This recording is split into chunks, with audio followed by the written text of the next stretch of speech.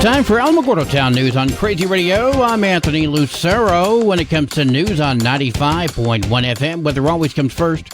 As the storm system moves eastward, showers and thunderstorms will expand into the Ohio, the middle and lower Mississippi, and Tennessee valleys, along with the southeastern and south central Appalachians. The threat of excessive rainfall increases over parts of the southeast. The associated heavy rain will create numerous areas of flash flooding. Furthermore, many streams may flood, potentially affecting larger rivers.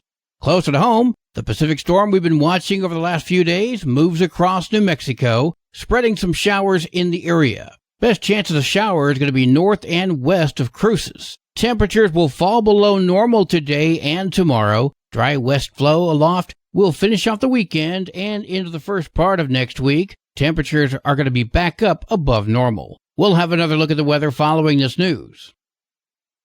The village of Tularosa is having a special meeting this afternoon at 4 p.m. The agenda has been posted on villageoftularosa.com.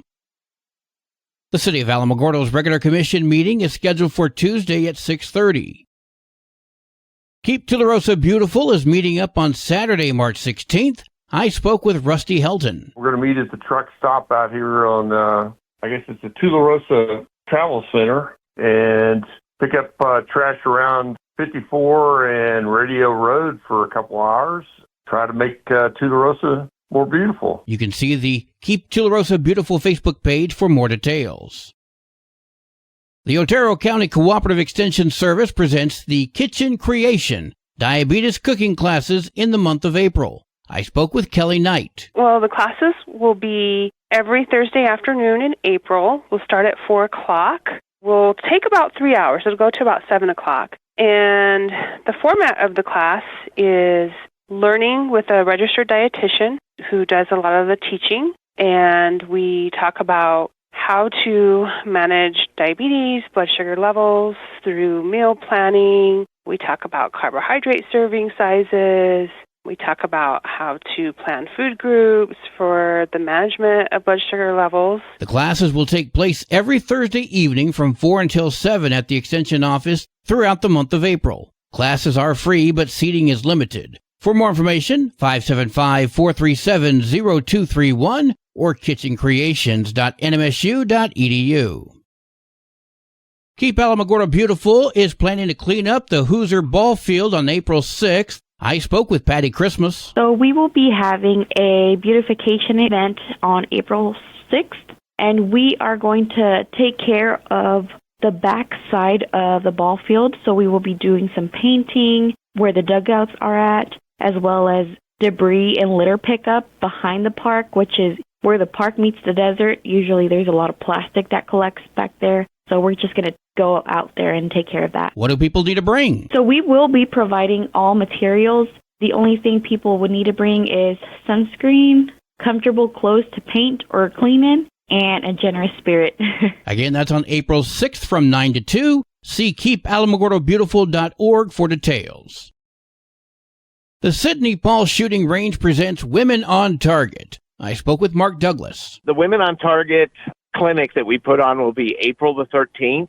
This is an introduction to handgun shooting. The participants range from age 9 to 87. That's the spread that we've had as far as ages go. $25 per person. That gets them a 2.5-hour lecture with our Chief Range Safety Officer, Chelsea Zimmerman. For more information, 575-443-9006. The Alamogordo Public School System is preparing for the preschool roundup on April 24th. We had a word with Donna Dupree. So we are rounding up kids for next year, for the school year, because we need to fill all our slots for our 4-year-old program for next year. What do parents need to know about the program? So it's free, but there is limited slots because we're funded through a grant. And so the sooner they get in and get their spot, the more of a chance they'll get to be able to have their child attend next year. Details are available by calling 575-812-5525. Well, today is Friday. That means we get a cat chat from Kitty City NM. Hi, this is Kathy Denton with Kitty City NM, and welcome to this week's edition of Cat Chat. This week, Kitty City will be featuring several female gray tabbies. The classic gray tabby has always been one of the most common breeds at Kitty City, and this year has been no different. We have more than a dozen gray tabbies at Kitty City, so today we want to introduce you to Abby, Tailspin, Cindy, and Sophia. Abby is a 1.5-year-old pretty girl, light gray and short-haired. She is sweet and until recently a tad bit shy. Abby was socialized in a foster home where she was loved and adored. Abby likes to hang around us humans, following us and looking up as if to say, "See how nice I am." Abby is very receptive to our attention and pets. Abby's foster told us that Abby and her litter mates were some of the sweetest kittens she had fostered. Abby is ready to be your forever friend. Another beautiful gray tabby female is Tailspin. She is a domestic short-hair and will be 2 years old in April. Tailspin is a soft gray color, and her tabby stripes are just gorgeous. Tailspin has been at Kitty City since she was 3 months old. All of her litter mates have been adopted. Tailspin is a little slow to warm up to humans, but she does like attention and pets. Tailspin gets along well with the other kitties and is very playful. Cindy is a short-haired sweet girl who will be 3 years old in April. She is also a bit quiet, but does get close when humans come to visit her in her room. Cindy is a very pretty gray tabby with a tick pattern on her back, rather than the normal stripes and spots on other tabby cats. Sophia is a short-haired 6-year-old female. Sophia came to Kitty City because her owner could no longer care for her due to health issues. Sophia is quiet but sweet and gentle and responds positively to attention and affection from humans. We believe Sophia would let you pet her on her head all day long. Sophia's right eye has a little bit of scar tissue, but it does not cause her any problems. Come see Abby, Tailspin, Cindy, and Sophia at 56 Stanley Ranch Road. They all would like to have some of your attention and your pets. Or you can visit our website at www.kittycitynm.com and see all of our sweet cats and kittens looking for their forever home. Join us tomorrow, Saturday, March 9 and Saturday, March 23 at the White Sands Mall for the Kitty City Adoption event, 10 a.m. to 4 p.m. We have a forever friend for you. This has been this week's edition of Cat Chat. I'm Kathy Denton, and I'll be talking to you next week from Kitty City NM. Kitty City and you. No one loves them better. News from around the state in just a moment. This is Alamogordo Town News on Crazy Radio. I'm Anthony Lucero. Directory Plus is the right size book. It's the book if you need a phone book. That's what just one person has to say about Directory Plus. With its red cover, features, colorful yellow pages, and lots more, it's no wonder people all over use Directory Plus. It has so much more information. You can cross-check phone numbers or addresses or pretty much anything. Look on the plus side, Directory Plus. I'm a big fan of Directory Plus. Local news from local perspectives from local voices. AlamogordoTownNews.com. Local sports, local events, and local happenings, and more.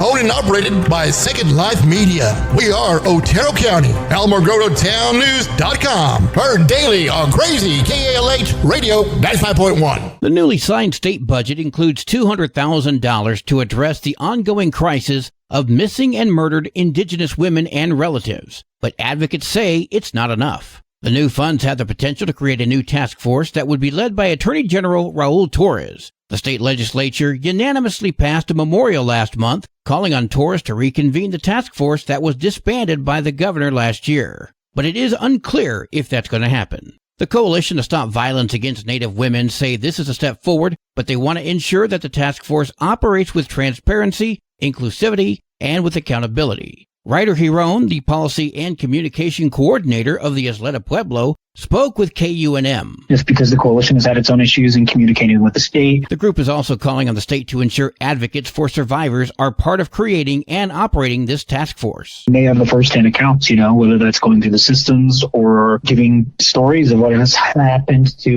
their relatives. Giron says transparency and accountability can happen by providing updates on the progress and activities of the task force to ensure it's meeting the needs of the survivors and families.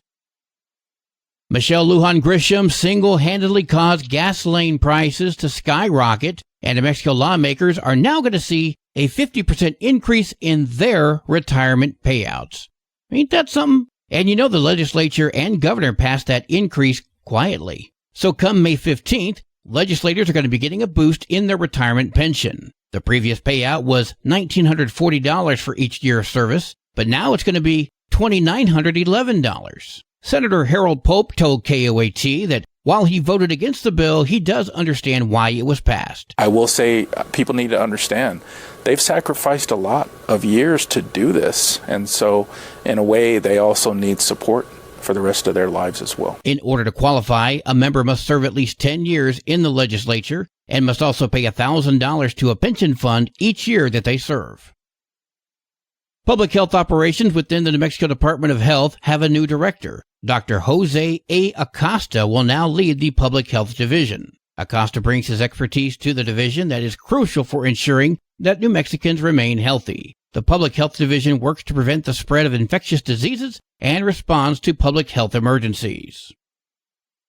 The New Mexico Public Education Department has adopted a statewide requirement of a minimum of 180 instructional days. The calendar rule will go into effect with the 2024-25 school year. Now, this adopted rule does permit a 4-day school week and requires a minimum daily attendance for high school students. High schoolers must attend at least 3.5 instructional hours per day, or the equivalent amount of time in an apprenticeship, work study, dual credit program, job, community service, or similar program. While fire crews in Texas work hard to fight those fires, communities in southeastern New Mexico are doing what they can to help. Deputy Chief Albert Aldana with the Roswell Police Department volunteered to make a trip to Texas this past weekend. Aldana told KOB that the community answered the call when he asked for help in a matter of hours. We made a couple phone calls, and then other people as well got in, and then next thing you know, we ended up having 2 truckloads of items that were donated. With the help of the Roswell Community Disaster Relief and the community itself, they were able to fill a U-Haul with hygiene products, face masks, food, and water. Aldana says he and one other person drove from Roswell to Clovis, where the police department there had gathered even more donations. Then they left for Texas. When they finally made it to Fritch, Aldana said the scene was devastating. Some of the houses, some of the cars, people just kind of got up and left, and it looks like World War III happened. Aldana says he's going to be back there in a couple of weeks and hopes the community can come together once again to help the families who have lost so much. The utility provider, Xcel Energy, said in a statement that their facilities appear to have played a role in igniting the massive wildfire in the Texas Panhandle. Sports and weather are next. This is Alamogordo Town News on Crazy Radio. I'm Anthony Lucero. They are role models and educators. Their work requires a great deal of time and energy for very little pay. Who are these unsung heroes? Thanks, Coach. Thanks, Coach. The simple truth about education-based athletics in New Mexico is this. Without a committed team of coaches and administrators, they just wouldn't be possible. School sports, they bring out the best in all of us. This message presented by the New Mexico Activities Association and the New Mexico Athletic Directors Association. There are 15 games for New Mexico softball today, including Monterey at Alamogordo, go Lady Tigers, and 24 games for New Mexico baseball, including Canutillo at Chaparral, Hatch at Cobre, and Roswell at Alamogordo. You know, since I was born and raised in Roswell, go Coyotes.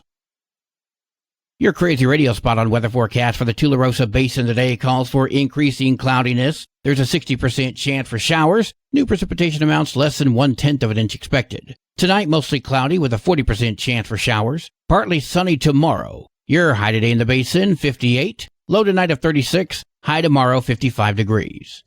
In Cloudcroft, mostly cloudy skies today with snow showers. Snow accumulation of 1 to 2 inches expected. Mostly cloudy skies tonight with snow showers. Winds will be gusting as high as 18 miles per hour. Mostly cloudy tomorrow with a 20% chance for more snow. Your high today in Cloudcroft, 35. Low tonight of 20. Wind chill's going to make it feel like it's 8. High tomorrow, 33 degrees. Local breaking news can be found on our website, alamogordotownnews.com, and learn more about Crazy Radio by visiting kalhradio.org. Also, check out the Crazy KALH Radio YouTube channel. That's where we post our daily newscasts, complete interviews, and other information which concerns everyone in the Tularosa Basin. Be sure to give this video a like and subscribe to our channel if you've not done so already. That way you too can remain informed of the goings-on in the Tularosa Basin. Well, that concludes today's edition of Alamogordo Town News on Crazy Radio. I'm Anthony Lucero.